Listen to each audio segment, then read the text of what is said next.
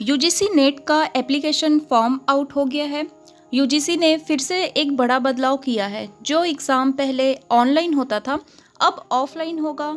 इसके अलावा exam date 16 जून clear cut लिख दिया गया है। केवल एक दिन ही हर सब्जेक्ट वालों का एग्ज़ाम होगा। इसके अलावा 3 कैटेगरी जेआरएफ नेट और पीएचडी के लिए एंट्रेंस एग्ज़ाम होना, ये बदलाव तो आप सभी को पहले से ही पता है।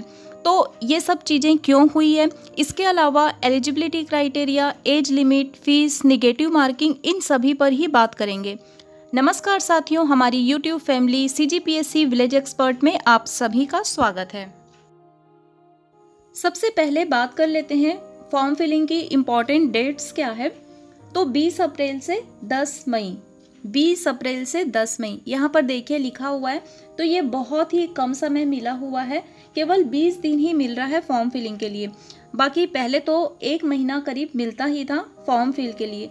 बहुत ही केयरफुली फॉर्म फिल कीजिएगा और यदि कोई गलती होती है तो करेक्शन करने के लिए 13 से 15 मई के बीच में आप वो करेक्शन कर पाएंगे। यहाँ पर स्पष्ट लिखा हुआ है 13 से 15 मई करेक्शन है आपका और 20 अप्रैल से 10 मई के बीच में आप फॉर्म फिल कर पाएंगे। तो ये हो गया फॉर्म फिलिंग की इम्पॉर्टेंट डेट्स। अब बात कर लेते हैं फ़ी डिटेल्स की। तो जनरल कैटेगरी या अनरिजर्व के लिए 1150 रुपये है। जनरल ईडब्ल्यूएस और ओबीसी नॉन क्रीमी लेयर वर्ग के लिए 600 रुपये है। और इसके अलावा एससी, एसटी और जो दिव्यांगजन हैं, person with disability and third gender के लिए 325 रुपये है। ठीक है, 1150 रुपये जनरल कैटेगरी के लिए, 600 रुपये ओबीसी और ईडब्ल्यूएस जनरल वालों के लिए, 325 थर्ड जेंडर, एससी, एसटी और पीडब्ल्यूडी के लिए। अब फी डिटेल्स के आगे बात कर लेते हैं एज लिमिटेशन की। तो जेआरएफ के लिए जनरल मेल कैंडिडेट्स को 30 ईयर्स से ज़्यादा नहीं होना है और सभी जो रिजर्वेशन कैंडिडेट्स हैं ओबीसी, एससी, एसटी, पीडब्ल्यूडी, दिव्यांगजन एंड थर्ड जेंडर के लिए 5 साल की छूट दी गई है। मीन्स 35 साल से इन्हें अधिक नहीं होना है। और इन रिजर्वेशन कैंडिडेट्स के साथ 5 साल की छूट वुमेन एप्लीकेंट्स और girls applicants relaxation will also be provided. ठीक है, तो गर्ल्स को भी यहाँ पे 5 साल की छूट जो है दी गई है। तो ये जो 30 और 35 साल की जो काउंटिंग है यहाँ पर स्पष्ट लिखा हुआ है 1 जून 2024 से की जाएगी। ठीक है, तो आपका जो 30 साल और 35 साल जिनके लिए भी है, ये आप 1 जून 2024 से काउंटिंग कर लीजिएगा। यदि आप यहाँ से ज़्यादा होंगे तो फिर आप जेआरएफ के लिए एलिजिबल नहीं होंगे। ये हो गया जेआरएफ के लिए। अब बात कर लेते हैं NET means assistant professor and PhD admission के लिए। तो there is no upper age limit in applying for UGC NET for assistant professor and also admission for PhD. ठीक है, तो पीएचडी एंड नेट के लिए कोई भी अपर एज लिमिट नहीं है। आप किसी भी उम्र के हों तो ये फॉर्म आप फिल कर पाएंगे। एज लिमिटेशन के बाद अब हम देख लेते हैं एलिजिबिलिटी क्राइटेरिया मींस कौन कौन इस फॉर्म को फिल कर सकता है। तो जो जनरल या ईडब्ल्यूएस के जो कैंडिडेट्स हैं, चाहे मेल हो या फीमेल हो, दोनों को ही अपनी मास्टर डिग्री में मींस पोस्ट ग्रेजुएशन में 55% लाना अनिवार्य है।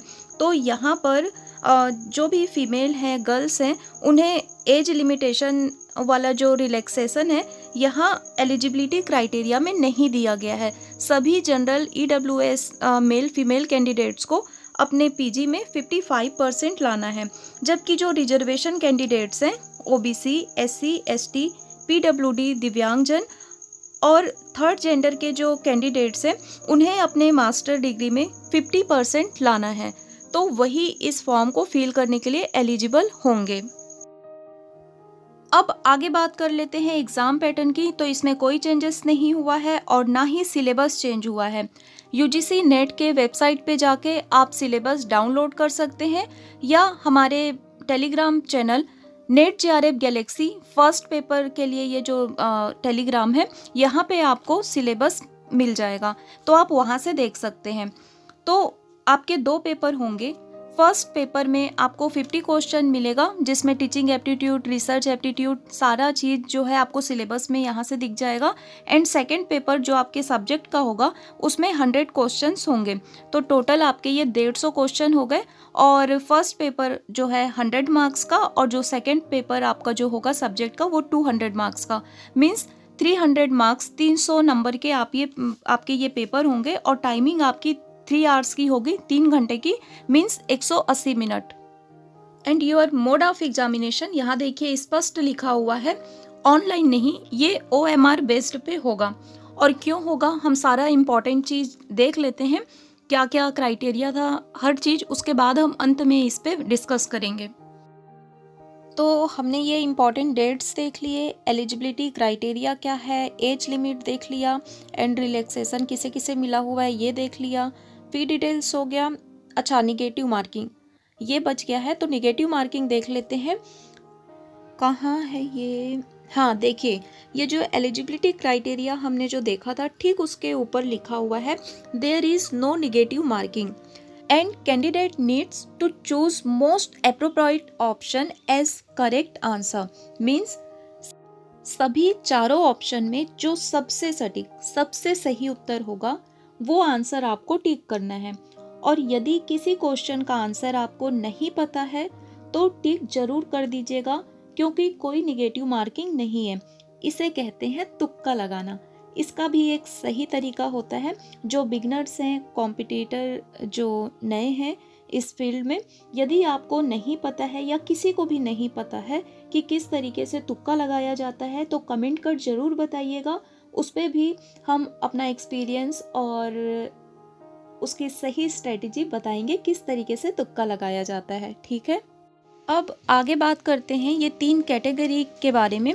तो आपको इसकी जानकारी तो है ही, लेकिन फॉर्म फिल करते समय जिनका भी एज क्राइटेरिया है 30-35 का, तो आप तीनों चीज़ों को फिल कीजिएगा, JRF, assistant professor and PhD admission में।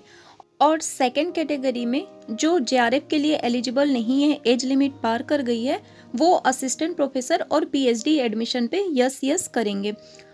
एंड थर्ड कैटेगरी जो नया ऐड हुआ है फॉर PhD एडमिशन, बहुत ही अच्छा बदलाव हुआ है, क्योंकि बच्चे PG के बाद या PG के साथ साथ नेट JRF की तैयारी करते हैं और फिर PhD एडमिशन के लिए अलग अलग यूनिवर्सिटी या स्टेट यूनिवर्सिटी का PhD एंट्रेंस टेस्ट के लिए तैयार होते हैं।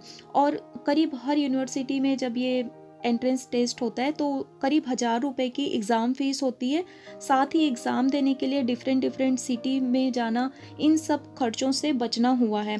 इसके साथ ही एक बड़ा फ़ायदा ये भी है कि प्रोफेसर्स के साथ जिनकी सेटिंग होती थी, इस चीज़ से भी मेहनती एस्पिरेंट्स को लाभ हुआ है, क्योंकि इस एग्ज़ाम से जो नेट या PhD क्वालिफाइड एस्पिरेंट्स होंगे उनके लिए 70% मार्क्स जो है वो मिलेगा एंड रेस्ट 30% इंटरव्यू मैटर करेगा।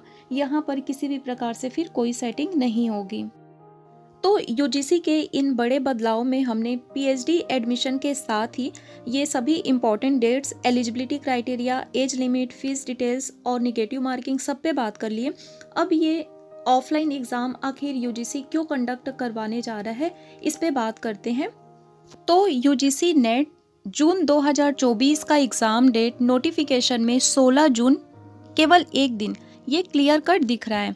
मीन्स पहले तो सभी अलग अलग 83 सब्जेक्ट्स वालों का एक अलग अलग बंच बनाया जाता और फिर अलग अलग दिन इन सभी के एग्ज़ाम हुआ करते थे। अब ऑफलाइन एग्ज़ाम हो रहा है तो क्वेश्चन पेपर तो सबके हाथ में ही रहेगा। ऑनलाइन एग्ज़ाम के समय सभी कैंडिडेट्स जो है अपने सर या मैम को बताया करते थे जो भी उन्हें याद रहता था फर्स्ट पेपर के लिए, कि ऐसा क्वेश्चन आया था, ऐसा क्वेश्चन आया था। फिर जो बचे बाकी सब्जेक्ट्स वालों को इनके थ्रू एक थ्रेड पता चलता था कि क्वेश्चंस कैसे आ रहे हैं। और दूसरी ओर यदि हम एग्जामिनर के पॉइंट ऑफ व्यू से भी देखें तो फर्स्ट पेपर के इन 10 यूनिट्स के बहुत सारे अलग अलग क्वेश्चंस बनाना भी आसान नहीं है।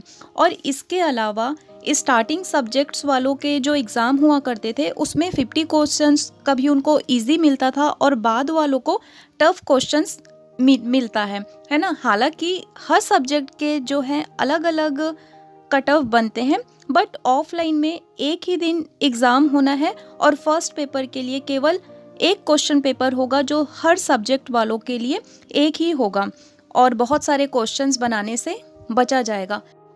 और इसके अलावा नेट जेआरएफ के साथ अब जो ये थर्ड कैटेगरी पीएचडी का भी एग्ज़ाम होने जा रहा है, पीएचडी वालों का भी, तो इसमें कोई एज लिमिट तो है नहीं, हालांकि ना ही नेट में है और ना ही पीएचडी में, तो एग्ज़ाम देने वालों की संख्या बहुत ज़्यादा बढ़ जाएगी। हालांकि पूरे देश भर में पहले भी नेट का एग्ज़ाम बहुत लोग दे रहे हैं, लाखों लोग दे रहे हैं। ऑफलाइन एग्ज़ाम सेंटर कॉलेजों के साथ साथ अब स्कूलों में भी इस चीज़ के लिए कंडक्ट कराया जा सकता है, क्योंकि जब ऑनलाइन एग्ज़ाम होता था तो सेंटर नॉर्मल कॉलेजेस में तो नहीं मिलते थे ना, जहाँ भी जो ऑनलाइन फैसिलिटीज़ है या जो इंजीनियरिंग कॉलेजेस हैं वहाँ पे सेंटर बनता था। तो एक चीज़ ये भी है। यूजीसी के द्वारा किए गए इन बड़े बदलावों में मुझे जो समझ आया मैंने आप लोगों के साथ शेयर किया है। कमेंट्स के माध्यम से आप भी अपनी प्रतिक्रिया मुझे ज़रूर दीजिएगा कि आप क्या सोच रहे हैं। और इसके अलावा फ्रेंड्स, एक और इम्पॉर्टेंट चीज़, 16 जून इस दिन 2 महत्वपूर्ण एग्ज़ाम होने वाले हैं। यूपीएससी सिविल सर्विसेज का प्रीलिम्स एग्ज़ाम और दूसरा नेट का एग्ज़ाम। तो बहुत संभावना है कि एनटीए के द्वारा नेट एग्ज़ाम का डेट जो है वो एक्सटेंड करना पड़ सकता है। हालांकि 1 वीक का ही हेरफेर होना चाहिए, ज़्यादा नहीं होगा। तो फ्रेंड्स, लगभग 55 डेज ही शेष रह गए हैं। यदि अब तक प्रिपरेशन आपने स्टार्ट नहीं किया था तो अब जुट जाइए, भीड़ जाइए। एग्ज़ाम प्रेशर वाली फीलिंग्स के साथ बहुत अच्छी वैसे तैयारी होती है। एक टाइम टेबल बनाइए और सही स्ट्रेटजी के साथ फर्स्ट पेपर एंड अपने सब्जेक्ट को हैंडल कीजिएगा। पहले आप पीवाईक्यू सॉल्व जरूर कीजिएगा, उसके बाद ही आप एमसीक्यू में जाइएगा, क्योंकि क्वेश्चन रिपीट तो ज़रूर होते हैं, इसलिए पीवाईक्यू इम्पॉर्टेंट है। All the very best to all of you for your preparation. Video कैसा लगा ज़रूर कमेंट कर बताइएगा, अपनी प्रतिक्रिया दीजिएगा और अच्छा लगे तो वीडियो को लाइक कीजिएगा and first time viewer channel को ज़रूर सब्सक्राइब कर लीजिएगा। अंत तक मुझे सुनने के लिए आप सभी का सही हृदय आभार। Thank you very much.